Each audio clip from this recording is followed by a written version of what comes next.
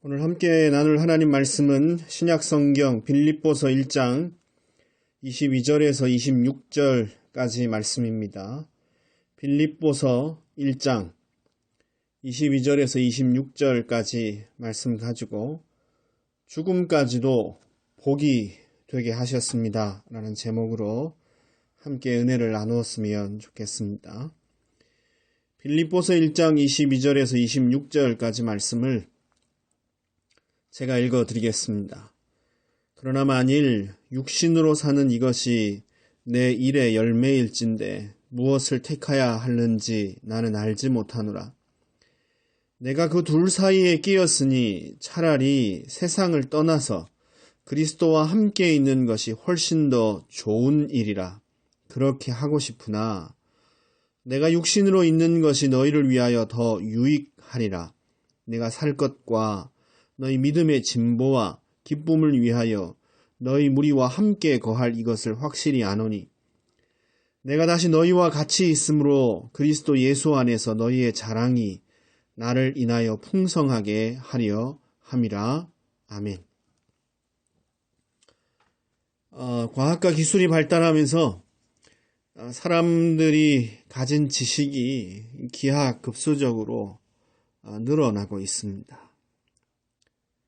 사람이 탐색하지 않고 연구하지 않는 분야가 없는 것처럼 보입니다. 깊은 바다도 높은 하늘도 드넓은 우주도 더 이상 예외가 아닙니다. 다양한 분야에 대한 폭넓은 지식들이 마구 쏟아져 나오고 있습니다. 그렇지만 사람들이 말하지 않는 침묵하는 한 분야가 있습니다. 그것은 죽음 이후에 대한 것입니다. 모든 세상에 대해서 말하지만 죽음 이후의 세상에 대해서 사람들은 말하지 않습니다.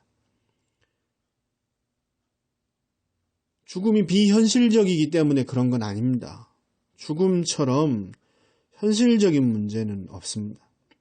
죽음은 가장 현실적인 문제 가운데 하나입니다. 세계 어느 지역, 어떤 인종일지라도 죽음과 상관없는 사회는 없습니다. 죽음은 실존합니다. 피부에 와닿는 가장 실제적인 문제입니다. 그럼에도 불구하고 사람들은 다른 건 다 말해도 죽음에 대해서, 죽음 이후의 세상에 대해서는 말하지 않습니다. 이상하게도 자꾸 외면하려 합니다. 죽음 이후에 대해서 배우려 하지 않습니다. 코비드-19로 인해서 어느 때보다도 죽음이 사람들을 위협하고 있습니다. 죽음이라는 것이 현실적으로 사람에게 이처럼 가까이 와 있는 적이 없었던 것 같습니다. 연일 늘어나는 사망자 숫자가 발표됩니다. 그래도 사람들은 사는 것에 대해서만 이야기하지 죽음 이후에 대해서는 관심을 갖지 않습니다. 물론 어찌 보면 당연합니다. 다들 살고 싶어 하지 죽고 싶어 하는 사람이 어디 있겠습니까? 살고 싶으니까 사는 것에만 관심을 갖는 것이 당연하다 할 수 있습니다. 그러나 문제는 신자들조차도 죽음과 죽음 이후에 대해서 무지하고 무관심하다는 데 있습니다. 성경은 죽음 이후에 대해서, 죽음에 대해서 침묵하지 않습니다. 성경처럼 죽음을 직접적인 주제로 다루는 책도 없습니다. 성경은 죽음의 원인, 죽음의 의미, 죽음 이후에 대해서 말합니다. 무엇보다 신자가 죽음을 통해 얻을 수 있는 위로에 대해서, 하나님께서 신자에게 죽음을 통해서 주시는 위로에 대해서 가르칩니다. 따라서 세상은 침묵할 수 있지만 신자는 죽음과 죽음 이후에 대해서 알고 믿고 가르치고 배워야 합니다. 누가복음 16장에서 예수님은 거지 나사로에 대한 이야기를 통해 죽음 이후에 대한 분명한 가르침을 주셨습니다. 우리는 죽음에 대해서 말하지 않지만 예수님은 안 그러셨다는 것입니다. 누가복음 16장 20절에서 26절 말씀에 예수님께서 이런 말씀을 주셨습니다. 누가복음 16장 20절 나사로라 이름한 한 거지가 헌대를 앓으며 그 부자의 대문에 누워 부자의 상에서 떨어지는 것으로 배불리려 하며 심지어 개들이 와서 그 헌대를 핥더라. 이에 그 거지가 죽어 천사들에게 받들려 아브라함 품에 들어가고 부자도 죽어 장사되매 저가 음부에서 고통 중에 눈을 들어 멀리 아브라함과 그의 품에 있는 나사로를 보고 불러 가로되 아버지 아브라함이여 나를 긍휼히 여기사 나사로를 보내어 그 손가락 끝에 물을 찍어 내 혀를 서늘하게 하소서. 내가 이 불꽃 가운데서 고민하나이다. 아브라함이 가로되 이에 너는 살았을 때에 네 좋은 것을 받았고 나사로는 고난을 받았으니 이것을 기억하라. 이제 저는 여기서 위로를 받고 너는 고민을 받느니라. 이뿐 아니라 너희와 우리 사이에 큰 구렁이 끼어 있어 여기서 너희에게 건너가고자 하되 할 수 없고 거기서 우리에게 건너올 수도 없게 하였느니라. 아멘. 예수님이 이렇게 죽음과 죽음 이후에 대한 분명한 가르침을 주셨습니다. 이 가르침만이 아닙니다. 예수님께서 우리 인간들의 죄를 대신 짊어지시고 우리를 구원하시기 위해서 고통과 죽음의 십자가에 달리셨을 때에 예수님 한편에 달린 강도가 예수님께 구원의 은혜를 간구했습니다. 그때 예수님께서 그 강도에게 죽음 이후에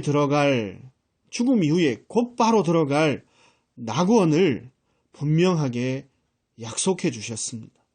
누가복음 23장 43절입니다. 예수께서 이르시되 내가 진실로 내게 이르노니 오늘 네가 나와 함께 낙원에 있으리라. 오늘 죽자마자 죽으면 곧바로 네가 나와 함께 낙원에 있으리라 하시니라. 성경은 사람의 범죄로 말미암아 죽음이 왔다고 가르칩니다. 사람이 죽으면 그 영혼은 즉시 몸과 분리됩니다. 그리고 예수님의 약속처럼 신자의 영혼은 곧 바로 낙원에 들어가 예수님과 함께 거하게 됩니다. 네가 오늘 나와 함께 낙원에 있으리라 약속하신 것처럼 신자는 죽음 이후에 몸과 영혼이 분리되어 곧바로 그 영혼은 낙원에 들어가 예수님과 함께 거하게 되는 것입니다. 영혼과 분리된 몸도 예수님과 연합됨을 누리며 무덤에서 쉬게 된다라고 성경은 가르칩니다. 그리고 예수님께서 다시 오시는 날, 그 재림의 날, 마지막 날, 그 몸도 부활하여서 새하늘 새 땅에서 예수님과 영원히 살게 될 것이다. 그렇게 약속하고 있습니다. 만약 죽음이 모든 것의 끝이고 그저 누구도 모르는 슬픈 결말이라면 신자인 우리도 침묵할 수밖에 없습니다. 알 수 없어서 침묵하고 두려워서 침묵할 것입니다. 그러나 성경은 신자가 죽음을 통해 받을 수 있는 위로를 말하고 있습니다. 신자는 죽음을 통해 위로를 얻습니다. 그래서 우리는 담대하게 죽음을 말하고 가르치고 배울 수 있는 것입니다. 신자의 죽음이 주는 죽음을 통해서 하나님께서 신자에게 주시는 가장 큰 위로는 무엇보다 온전한 의로움을 얻을 수 있다는 데 있습니다. 우리는 죽음을 통해서 온전한 의로움 가운데 나아갑니다. 이 땅에서 죄와 피 흘리는 싸움을 해본 신자라면 이 위로가 얼마나 크고 놀라운지 발견할 수 있을 것입니다.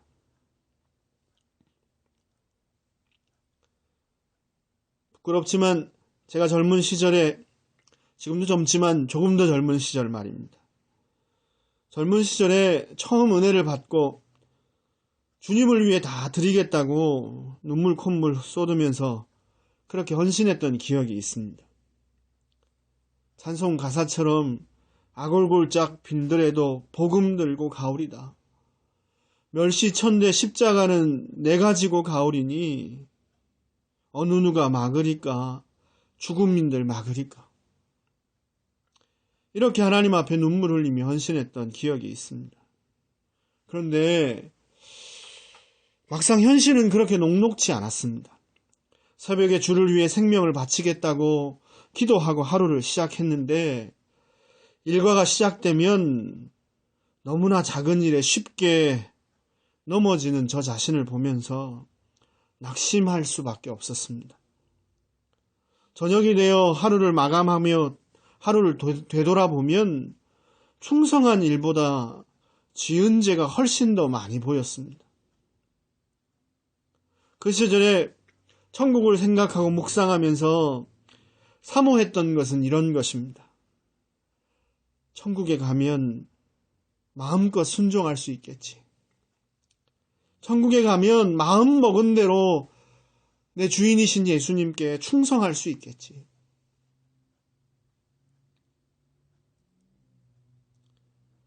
예수님의 은혜로 죄 씻음 받고 하나님의 자녀가 되었습니다. 그러나 우리는 이 땅에서 육신의 장막 속에 살아갈 동안 온전한 거룩함을 성취할 수 없습니다. 신자가 육신을 입고 이 땅을 사는 동안 100% 완전한 거룩함에 이룰 수 없는 것입니다. 죄로부터 완벽한 자유를 맛볼 수 없습니다. 성령 충만 받고 힘있게 헌신하며 신앙생활 하다가도 어느 순간 나도 몰래 찾아온 죄의 유혹에 넘어져서 그렇게 쓰러져 있는 자신을 발견하고 좌절하기 쉬운 것입니다. 또 회개하고 십자가를 붙들고 일어섭니다. 그리고 다시 처절히 죄와 싸우는 이 싸움을 시작합니다. 죽는 순간까지 넘어지고 일어서기를 반복하는 이 싸움은 끝나지를 않습니다. 이것이 고단한 신자의 삶입니다. 그렇기에 이런 신자들에게 죽음은 진정한 위로일 수밖에 없습니다. 죽음과 동시에 온전한 의로움과 거룩함에 이룰 수 있기 때문입니다. 그 지긋지긋한 싸움을 끝내고 그렇게 사모했던 거룩함, 온전한 의로움을 얻을 수 있는 것입니다. 평생 뒤집어 쓰고 몸부림치며 싸우던 그 육신의 장막을 벗고 드디어 진정한 자유를 맛볼 수 있기 때문입니다. 연약한 육신을 통해 우리를 도전하고 괴롭혔던 그 죄로부터 완벽하게 해방되어져서 거룩함과 의로움을 덧입고 낙원에 들어갈 수 있기 때문입니다. 그래서 죽음은 죄와의 싸움을 아는 신자에게, 이 땅에서 처절한 죄와의 싸움을 싸워가는 신자에게, 그래서 죽음은 위로 그 자체인 것입니다.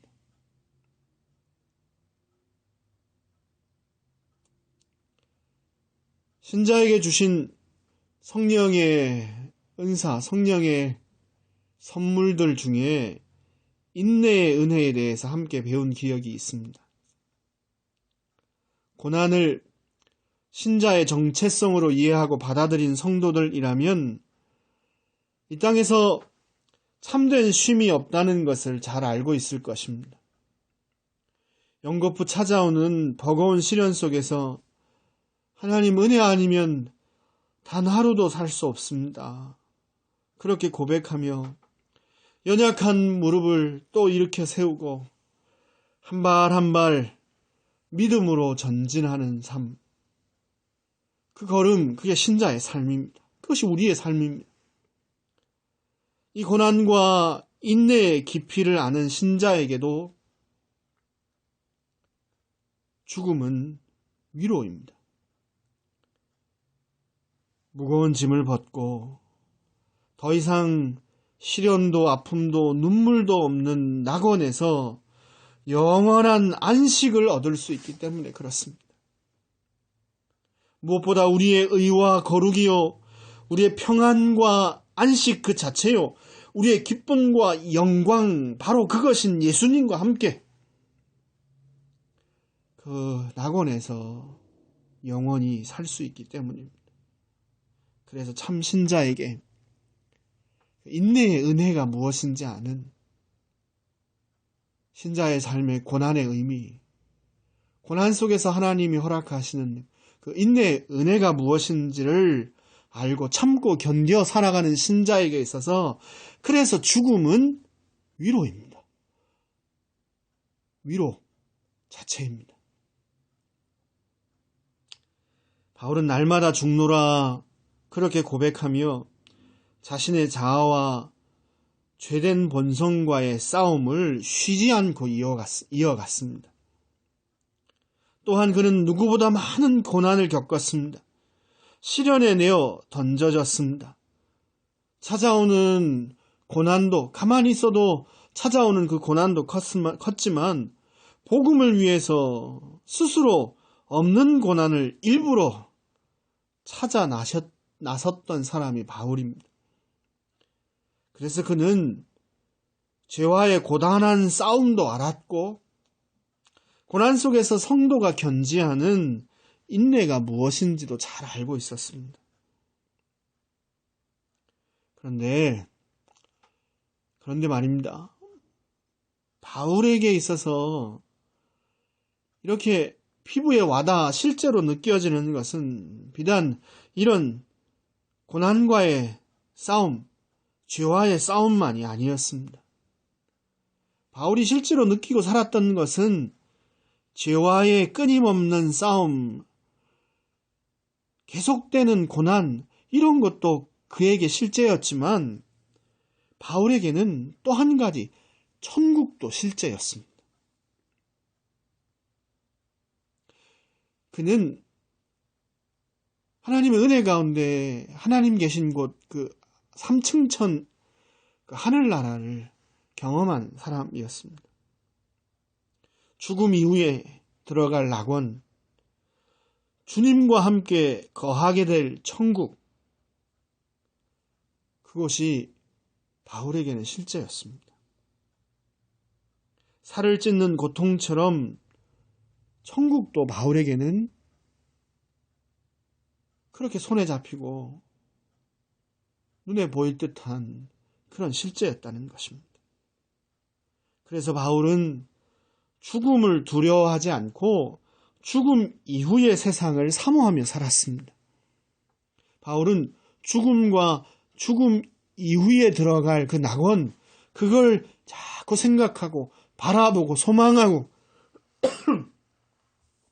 그렇게 삶을 살아갔습니다. 오늘 본문 22절, 23절입니다. 그러나 만일 육신으로 사는 이것이 내일의 열매일진데 무엇을 택해야 하는지 나는 알지 못하노라. 내가 그 둘 사이에 끼었으니 차라리 세상을 떠나서 그리스도와 함께 있는 것이 훨씬 더 좋은 일이라. 세상 떠나서 죽어서 그리스도와 함께 있는 것이 나한테는 더 좋은 일이다. 그렇게 하고 싶으나, 그렇게 하고 싶다.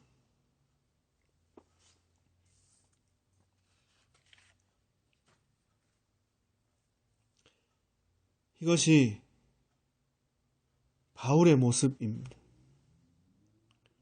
바울은 오늘날의 신자들과는 달리 이렇게 죽음을 사모하고 주 안에서 죽음을 사모하고 죽음 이후에 하나님 허락하실 그 낙원, 그것을 간절히 바라보며 신앙생활했습니다. 우리가 언뜻 생각하면 죽음을 자꾸 생각하고 죽음 이후에 저 세상을 사모하고 살아가면 오늘 현재 주어진 삶에 충실하지 못할 것이다, 이렇게 생각하기 쉽습니다. 세상을 힘들어하고 피하기를 원하는 그런 현실 도피적인 사람들이 그렇게 천국을 사모하고 죽음 이후를 사모하며 죽음을 생각하며 그렇게 살아갈 거다, 이렇게 판단하기 쉽습니다. 그러나 그렇지 않습니다. 죽음을 통해 주어지는 위로와 죽음 이후에 받게 될 복을 바르게 알게 되면 오히려 더 현실에 충성할 수 있습니다. 현실에 더 충실한 사람으로 살아갑니다. 이런 이유 때문에 신자는 더욱더 죽음과 죽음 이후에 대해서 배우고 알아가야 하는 것입니다. 현실에 더 충실하기 위해서. 누구보다 죽음의 위로를 잘 이해했고 누구보다 천국을 사모했던 사람이 바울이다 말씀드렸습니다. 그런데 바울이 어떻게 삶을 살았습니까? 천국 사모하고 죽음을 사모한다고 해서 죽기를 원하고 주와 함께 있기를 더 바란다, 그렇게 바울이 고백했는데 그렇다고 해서 그가 현실에 불충한 삶을 살았습니까? 바울처럼 현실의 삶에 이 땅에서 그에게 주어진 사명에 충성했던 사람 흔치 않습니다. 죽음과 천국에 대한 이해와 사모는 이처럼 신자를 더욱 현실에 충실한 사람으로 만들어주는 것입니다. 바울의 고백을 들어보십시오. 빌립보서 1장 24절에서 26절, 오늘 본문입니다. 내가 육신으로 있는 것이 너희를 위하여 더 유익하리라. 나는 천국 가서 나는 빨리 죽어서 주님하고 있고 싶지만, 그게 나한테 더 좋지만, 그걸 간절히 사모하지만, 그러나 내가 받은 사명, 너희를 위해서 내가 이 땅에 육신을 입고 더 남아서 너희와 있는 것이 더 유익할 거다. 내 살 것과 너희 믿음의 진보와 기쁨을 위하여 너희 무리와 함께 거할 이것을 확실히 아노니 내가 다시 너희와 같이 있으므로 그리스도 예수 안에서 너희 자랑이 나를 인하여 풍성하게 하려 함이라.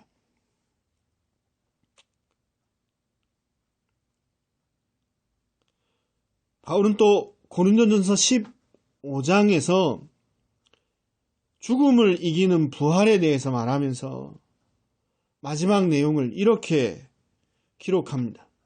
한번 들어보십시오. 고린도전서 15장 55절에서 58절.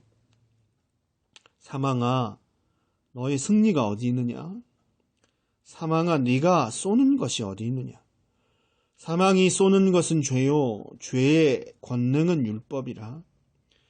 우리 주 예수 그리스도로 말미암아 우리에게 승리를 주시는 하나님께 감사하노니 그러므로 내 사랑하는 형제들아, 견고하며 흔들리지 말고 항상 주의 일에 더욱 힘쓰는 자들이 되라.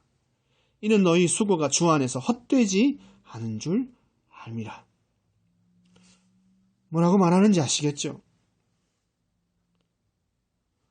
죽음 이후의 세상, 그 낙원, 그 부활의 소망을 가지고 그 낙원을 사모하며 살아가는 사람들은 이 땅에서의 수고가 헛되지 않다는 것을 안다. 그렇기에 이 땅에서 우리가 수고하는 게 헛된 게 아니니까 더욱더 이 땅에서 우리가 감당해야 될 일, 그 사명, 그 주의 일에 더욱 힘써야 된다. 이렇게 바울은 고린도전서 15장 그 부활장을 마무리하고 있습니다.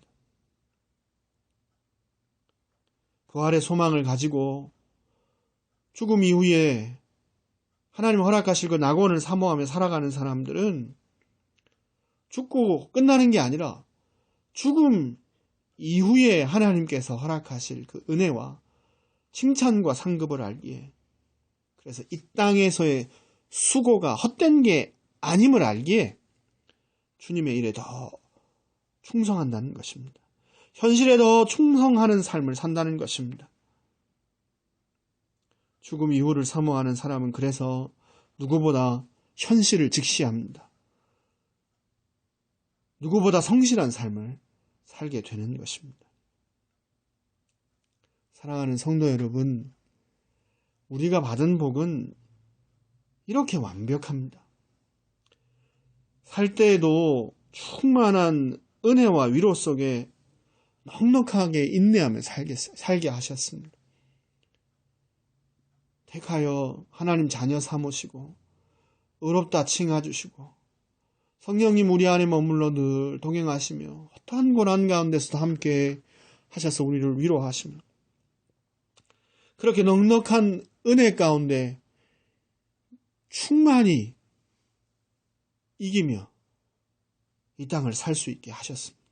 그리고 그뿐만이 아니라 그렇게 살다가 죽음까지도, 그 죽음을 맞이하는 그 시간까지도 죽음 자체가 위로가 되는 복을 주셨습니다. 살면서도 위로로 살고 은혜로 살고 죽음까지도 하나님 바꿔주셔서 그것이 우리에게는, 신자에게는 위로가, 은혜가 되게 하신 것입니다. 죽음 이후에 누릴 영원한 안식은 말할 것도 없고 누구에게나 고통이고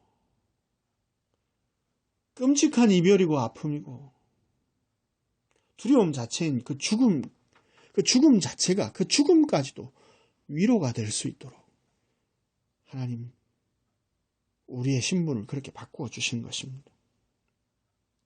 그러니 우리를 흔들 수 있는 것은 이제 아무것도 없습니다. 그렇지 않습니까? 이제 두려울 게 없습니다. 우리를 흔들어 놓을 게 아무것도 없는 겁니다. 죽음까지도 정복한 사람들이니까. 죽음까지도 복으로 바뀌어지는 은혜를 받아버렸으니까. 그러니까 이 땅에서 우리를 흔들어 놓을 수 있는 건 아무것도 없습니다.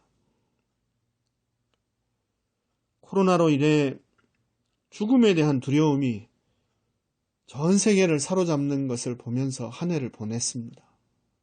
그리고 여전히 그 가운데서 한 해를 마무리합니다.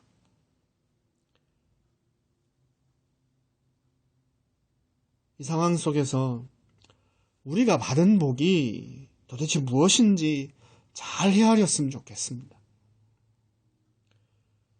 오히려 죽음이 복이 되게 하신 은혜를 생각합시다. 하나님은 죽음이 복이 되게 하셨습니다. 육신의 장막을 벗어 죄로부터 자유함을 얻고 영원한 의와 거룩함에 이르는 온전한 의로움에 이르는 그 통로로 죽음을 바꾸어 주셨습니다.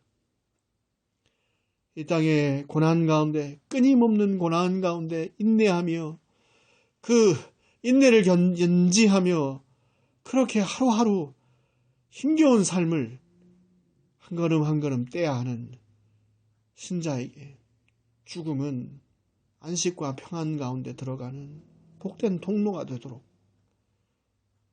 그렇게 하나님께서 죽음을 복 자체로 바꾸어 주셨습니다. 이 은혜를 깊이 있게 생각했으면 좋겠습니다. 그리고 이 죽음의 위로를 알고 믿고 나누고 전하기 원합니다. 그래서 두려움 때문에 오히려 움츠려 드는 것이 아니라 하나님 허락하실 새해에는 우리의 은혜를 아는 이 믿음의 지식 때문에 소망 중에 더 성실하게 이 땅에서의 삶을 충성스럽게 살아가고 신앙생활을 둘째로 밀어두는 것이 아니라 오히려 더 충성스럽게 충실하게 우리의 수고가 주 안에서 헛되지 않은 줄 알고 주의 일에 더욱더 힘쓰며 충성스럽게 신앙생활 하시는 저와 여러분 되기를 주님의 이름으로 축원드립니다. 기도하겠습니다. 하나님 감사합니다. 만복의 근원 되신 하나님께서 참으로 우리에게 복과 은혜를 베푸시되 이 땅에서도 주님의 은혜 가운데 넉넉한 위로로 승리하며 살게 하시고 심지어는 죽음을 맞이하는 그 순간 죽음까지도 복으로 바꾸셔서 하나님 허락하신 낙원 영원한 안식과 평안 가운데 들어가는 통로로 우리 죽음을 바꾸어 주셨어. 우리의 삶도 복되게 하시고 죽음도 복되게 하심 감사합니다. 죽음에 대한 소식, 그 두려움이 온 세상을 사로잡고 있는 이때에 우리가 어떠한 복을 받았는지 잘 헤아릴 수 있도록 지혜를 주시고 믿음 주시기를 소원합니다. 그래서 세상 사람들처럼 두려움으로 움츠려드는 사람들이 아니라 우리의 수고가 헛되지 않음을 알고 주의 일에 더욱더 힘쓰며 충성스럽게 신앙생활하고 우리가 맡겨주신 사명 감당하는 저희들 될 수 있도록 역사하여 주옵소서. 이 소망 가운데 내년에도 하나님 앞에서 충성스럽게 살아가는 저희들 되게 하여 주옵소서. 예수님 이름으로 기도 올리옵나이다. 아멘.